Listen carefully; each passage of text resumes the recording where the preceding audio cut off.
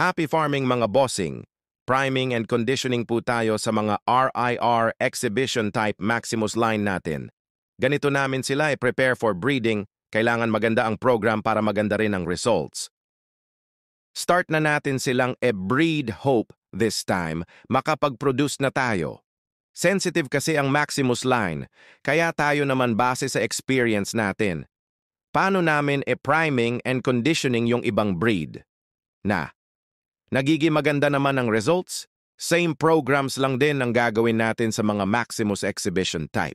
Pang 4 times ko nang i-breed tong mga Maximus hens natin going 11 months old na sila, kaya naman nag-acquire tayo ng ibang rooster hopping na this time of breed, makapag-produce na tayo ng Maximus line natin. Farm location namin is in Lopez Jaena Extension, Barangay Zone 1, Digos City, Davao del Sur. Pwede kayo mag-visit if malapit lang kayo para personal makita ninyo mga breed ng manok namin dito. Happy farming!